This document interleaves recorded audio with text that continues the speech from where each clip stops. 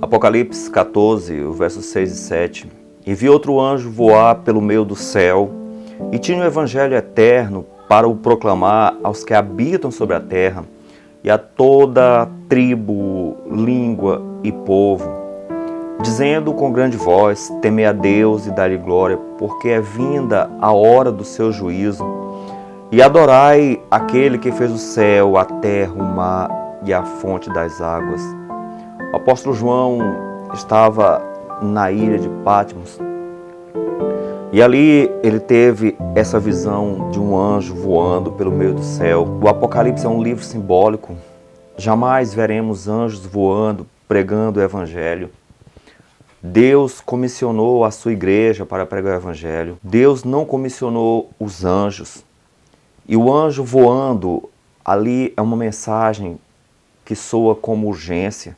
O anjo tinha uma mensagem, e a mensagem era o Evangelho eterno. Esse anjo simboliza uma igreja que Deus chamou nos últimos dias. Amigos, apenas uma igreja em toda a terra tem essa mensagem para dar ao mundo. A mensagem de Apocalipse 14, do versículo 6 em diante, apenas a igreja adventista do sétimo dia tem essa mensagem. Isso não significa que a igreja adventista ela é a igreja de Deus, ela é exclusiva. Não, Deus tem povos em todas as igrejas. Na verdade, a igreja de Deus ela é invisível. A igreja de Deus está na católica, na Assembleia de Deus, na batista, presbiteriana, metodista. A igreja de Deus é muito grande. Entretanto, Deus comissionou uma mensagem especial. A igreja adventista foi levantada com esse propósito. É a única igreja que tem essas mensagens. Embora poucos membros, isoladamente, estão proclamando essa mensagem, mas entenda, ela foi chamada para isso. Não é melhor do que nenhuma outra, mas foi chamada com essa missão. A mensagem dos 3 anjos, a mensagem que avisa sobre o juízo, a mensagem que fala sobre o sábado, que é o dia do Senhor. A mensagem que fala que o nosso corpo é o templo do Espírito Santo. E a mensagem que adverte que a Babilônia é um sistema caído.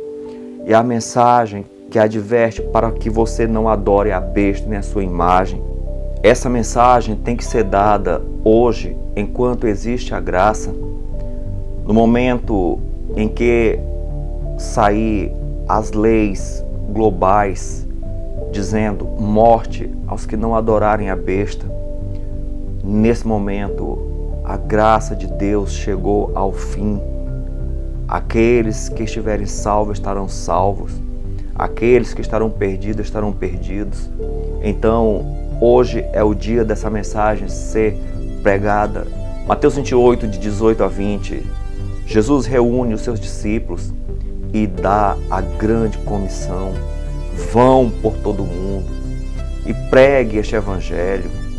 A mesma coisa que está em Apocalipse 14, o anjo pregando pelo meio do céu, levando essa mensagem a todo mundo.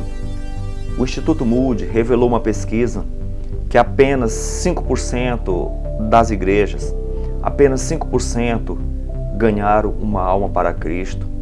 O livro Serviço Cristão, página 41, também diz algo parecido, que nenhum entre 20 dos que se encontram nos registros da igreja se acham preparados para finalizar a sua obra terrestre.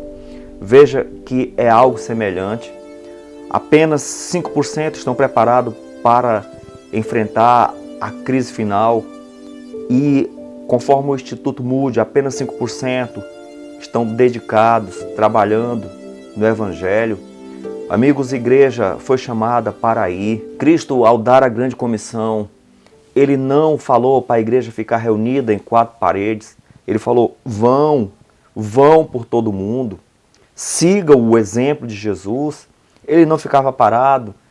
Os 3 anos do seu ministério foram 3 anos de grande empenho. Caminhava quilômetros e quilômetros para salvar uma alma. A vida de Jesus é o nosso exemplo.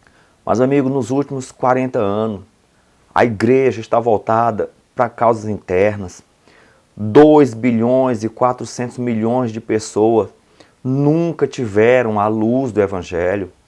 Ezequiel, no capítulo 18, e no texto que fala sobre o Atalaia, ali deixa claro que não há salvação nas trevas, a luz tem que brilhar.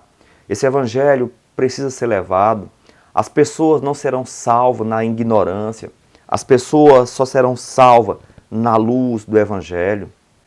Mateus 24,14 fala que o fim só virá quando esse Evangelho for pregado. Romanos 3,23 diz, porque todos pecaram, destituídos estão da glória de Deus. Ezequiel 18,4 fala que o ímpio, no seu pecado, com que pecou, nele morrerá. Não há salvação no pecado. O mundo precisa saber disso. Romanos 6,23 fala que o salário do pecado é a morte. Ou seja, há uma condenação para cada ser humano. E a condenação é essa, a morte. E não é a morte que choramos constantemente quando perdemos amigos e queridos. A morte que está aqui falando é a morte eterna. Romanos 5,12 fala que foi por causa de um homem que o pecado entrou no mundo. E por causa desse pecado veio a morte. Por quê? Porque todos pecaram. Amigos, todos nós estamos condenados. Apenas Jesus pode salvar a humanidade. Quando você observa o quadro das religiões no mundo, você terá uma grande decepção. O mundo está praticamente sem Deus.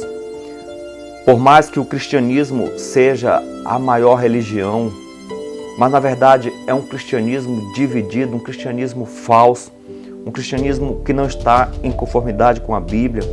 E por outro lado, o Islã, o hinduísmo, o budismo, o judaísmo, as religiões chinesas, a religião coreana, o shintoísmo e outras religiões e o ateísmo está por toda parte.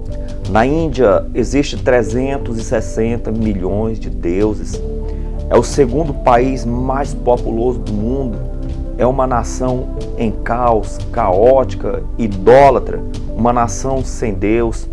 O Japão, a terceira economia do planeta, ali é o menor índice de evangélicos do mundo. As pessoas ali adoram Buda. Na África é um continente inteiro na feitiçaria. Mais de 1.800 línguas existem ali e a Bíblia foi traduzida em apenas 150 línguas. Amigos, 40 milhões de africanos nunca leram a Bíblia. Dos 40 países mais miseráveis do mundo, 32 estão na África. A América Latina predomina a idolatria. Foi um lugar onde teve raízes católicas, foi lugares colonizados por jesuítas, se tornou um lugar idólatra, onde predomina a feitiçaria, o ocultismo e evangélicos apostatados. No Oriente predomina o islamismo, é uma religião, na verdade é a religião que mais cresce em todo o planeta. Estudos afirmam que em poucos anos o islamismo terá 1.750 bilhões de pessoas. Em 1981, o islamismo ultrapassou o catolicismo e essa religião ainda continua crescendo. No Ocidente, o ateísmo, o relativismo, o ceticismo está por toda parte. Na Inglaterra, onde Moody arrebatou multidões pregando o evangelho, lugar onde Charles Spurgeon pregou para milhões de pessoas, agora ali não existe mais o protestantismo. As pessoas seguem o darwinismo, leem os livros de Richard Dawkins, ateus. Na Ásia existe 1.980 línguas e a Bíblia foi traduzida apenas para 91 línguas. Se você andar na Europa, em cada cidade, as igrejas vazias, inclusive a igreja católica, ali não é mais um continente cristão, um lugar onde o evangelho foi forte, poderoso. Hoje não há mais cristianismo ali.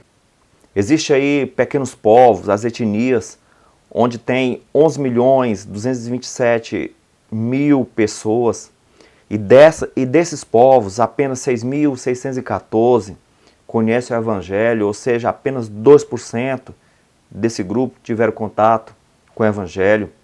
No ano de 1963, o presidente John Kennedy ele foi assassinado.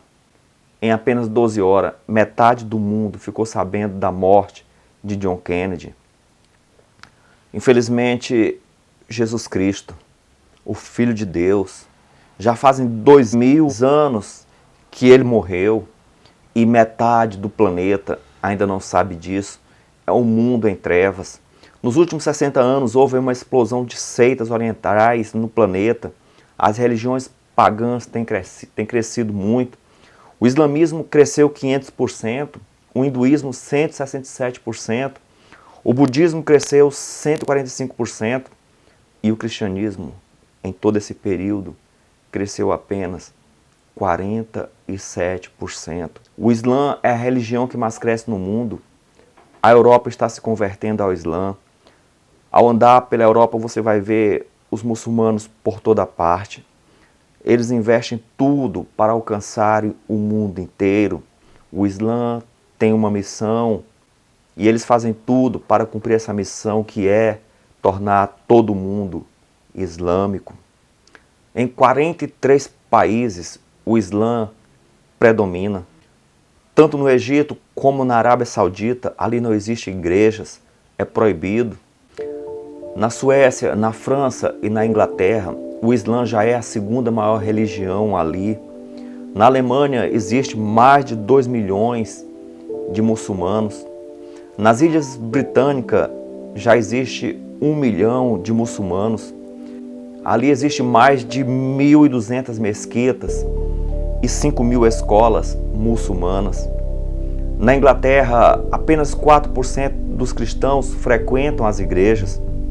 Os países que foram aí grandes nomes do protestantismo, as igrejas estão fechadas e em seus lugares estão abrindo mesquitas. Na Holanda, um país repleto de prostituição, de drogas, ali apenas o islamismo cresce. Nos Estados Unidos, há mais de 3 milhões de muçulmanos. Amigos, é vergonhoso o investimento financeiro que os muçulmanos fazem para a propagação da sua religião em comparação com o cristianismo. Apenas na América, o islamismo investe dinheiro mais do que todos os cristãos no mundo todo. As Testemunhas de Jeová é uma seita. Na verdade, eles não aceitam Jesus como Salvador, como Deus. Para eles, Jesus é um bom homem, mas não é Deus. Essa seita investe poderosamente no material gráfico.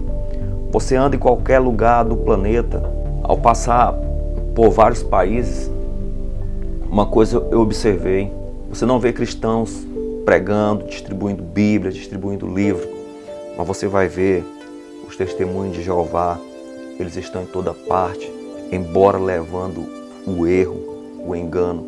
Os Mormons, uma seita espírita, na verdade é uma das mais milionárias do mundo. Nos últimos anos eles cresceram aí 460%. Ninguém publica mais do que eles. Tem templos magníficos.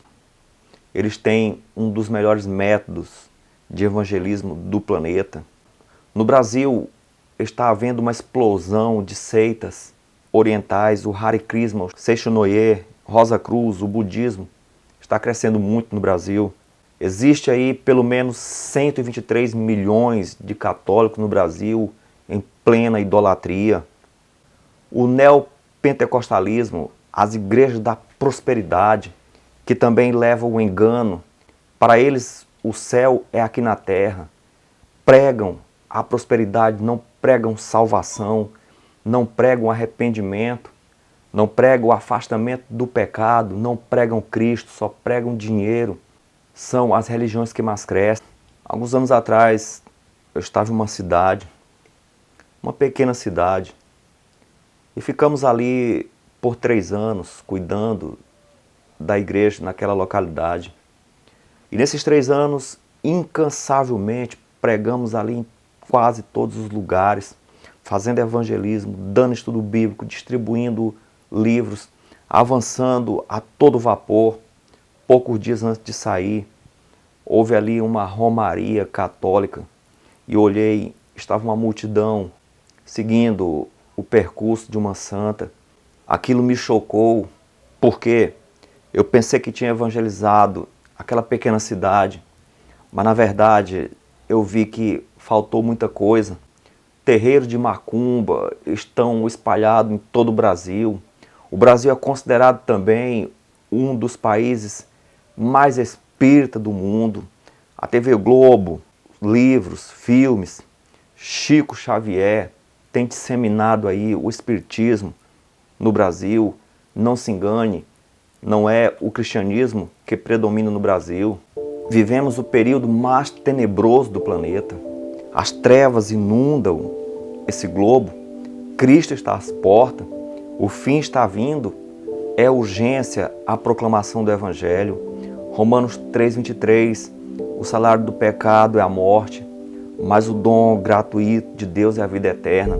As pessoas precisam saber disso, que unicamente Jesus pode salvar. Ezequiel 18:27 fala que se o ímpio se converter e andar na justiça, ele terá a vida eterna. Há uma necessidade com urgência de levarmos a luz aos que estão em trevas. No momento em que estamos aqui, milhares de pessoas estão morrendo. E, infelizmente, muitos estão morrendo sem Cristo. Muitos estão sendo condenados. Precisamos fazer alguma coisa. Não há razão para ficarmos dentro de quatro paredes de um templo, cultuando a nós mesmos, presos em rituais. É com urgência que toda a igreja de Deus tem que sair. Você precisa fazer alguma coisa. Cidades inteiras estão se perdendo a cada dia. Muitos serão lançados no lago de fogo. Apenas Jesus pode salvar essas pessoas. Você e eu precisamos fazer alguma coisa. Nessas estatísticas de mortes, principalmente nesse momento agora, certamente há nossos familiares, há nossos amigos, e só há um meio para a salvação da humanidade. Jesus deu a receita. Ele diz: todo aquele que invocar o nome do Senhor será salvo. Romanos 10:13 diz isso. E no versículo 14: mas como invocarão aquele em quem não creram? E como crerão naquele de quem não ouviram? E como ouvirão se não há quem pregue? Aqui está o único meio para salvar o perdido. Não é inventando roda, é indo, pregando. Os métodos já estão aí, é ir. Jesus falou: vão, esse é o método. Saia das quatro paredes do templo, saia da sua casa, vá e leve o Evangelho, pregue, porque todo que invocar o nome do Senhor vai ser salvo. Mas como vai invocar se não estão sabendo que Jesus é a solução? Quantos amigos eu já perdi, quantos familiares eu já perdi. E a dor maior no coração é quando eu não pude fazer nada, ou quando eu não fiz nada para levar a luz para um amigo ou para um familiar meu. Quantas noites eu não dormi direito após um familiar meu morrer e eu imaginar que ele foi perdido. Imagine a dor de Deus. A Bíblia diz que Deus não tem prazer na morte do ímpio. Nós também não devemos ter. E Deus nos chamou em meio a bilhões de pessoas que não têm o Evangelho. Deus te deu o privilégio de ter. Para quê? Para que você leve, para que você salve aqueles que estão perdidos na morte. Cada caso estará decidido. Amigos, pregue mais, ore mais, leia mais a Bíblia, faça jejum, se consagre totalmente a Deus e saia, use o seu dom, faça alguma coisa. Quando o atalaia avisa e o perdido ouve, o perdido foi salvo. Quando o atalaia avisa e o perdido não ouve, o problema é do perdido. Mas quando o atalaia não avisa, o sangue do perdido recai sobre o atalaia. O sangue de muitos está sobre nós. É fácil pregar o evangelho? Nunca foi e nunca será. Ao sair, você é perseguido. Ao sair, você vai deparar com homens possessos. Ao sair, você vai deparar com oposição. Mas lembre-se, vá. Jesus prometeu que estaria conosco todos os dias, até a consumação do século. Essa promessa é para aqueles que erguem a bandeira ensanguentada de Emanuel. É hora de ir, ainda há tempo. Ainda há tempo de fazermos alguma coisa. Eu gosto muito de um texto de Charles Haddon Spurgeon. Ele disse o seguinte: se os pecadores serão condenados, que pelo menos pulem para o inferno passando por cima de nossos corpos. Se perecerem, que pereçam com nossos braços e mãos, tocando os seus joelhos, implorando que fiquem. Se o inferno tiver de ser cheio, pelo menos que seja cheio, apesar de nossos esforços, e que ninguém entre ali sem estar avisado e sem que se tenha intercedido por essa pessoa. Essas palavras precisam mexer conosco. Precisamos sentir a dor de Deus. Precisamos sentir a angústia de Deus ao ver as pessoas perecendo. Se abríssemos os olhos, você veria os anjos de Deus andando de um lugar para outro. E triste ao ver os cristãos com os braços cruzados. No livro Eventos Finais, na página 17, também tem um texto que diz: diante do juízo de Deus sobre a terra. Alguns disseram: sabíamos que o juízo de Deus sobreviriam à terra, mas não sabíamos que viriam tão cedo. Outros, quase chorando, diziam: os senhores sabiam, por que então não nos disseram? Nós não sabíamos. Amigos, avise, advirta ao mundo. A mensagem do Evangelho, a salvação, a advertência, avisar os perdidos é uma mensagem urgente. O mundo está próximo do fim. Olhe para o passado. Moisés deixou o seu trono. Ele seria o sucessor de Faraó, mas foi cumprir a missão que Deus confiou a ele. Davi foi ser rei, vivia angustiado, aflito. Você lê os salmos de Davi e revela como foi a sua vida, porque se dedicou para levar o povo de Deus dos inimigos do povo de Deus. A rainha Esther arriscou a vida para salvar o povo de Deus. O rei Josias fez a maior reforma em Judá para salvar o povo de Deus. Paulo dedicou toda a vida. E você tem um dom. Deus te chamou. Hoje é o dia da salvação. Hoje é o dia de salvar e sermos salvos. Na medida que você vai advertindo o povo, dizendo: amigos, não há condenação em Jesus. O mundo está condenado, mas há salvação em Cristo. Nenhuma condenação há para os que estão em Cristo. É o momento de pessoas serem salvas e de você se fortalecer. Toda vez que você leva a luz para os outros, você recebe a luz maior. Vamos ouvir uma música. Essa música revela que não há condenação para os que estão em Cristo. Vamos ter a certeza disso e levar a salvação para as pessoas. De todas as provas que eu já passei, é bem difícil, Senhor, a gente às vezes ouvir acusações do vil tentador.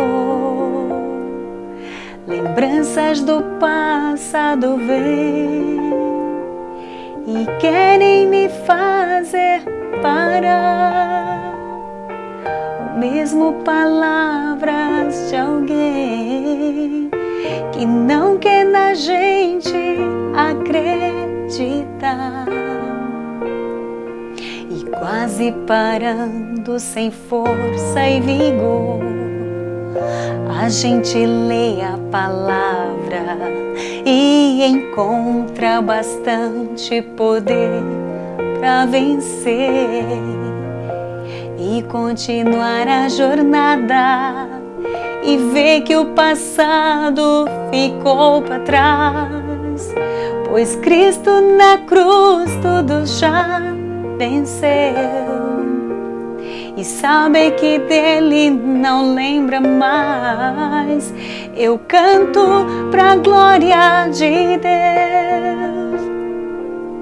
Nenhuma condenação há para quem está em ti, Jesus, cuja vida coberta está pelo sangue que desceu na cruz.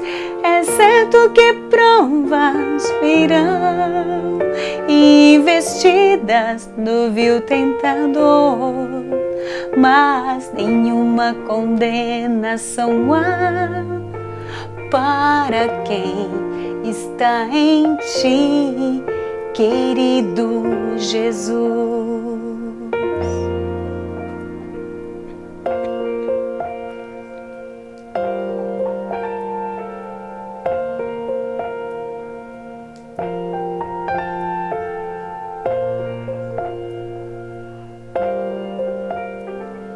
E quase parando sem força e vigor, a gente lê a palavra e encontra bastante poder para vencer e continuar a jornada e ver que o passado ficou para trás, pois Cristo na cruz tudo já venceu.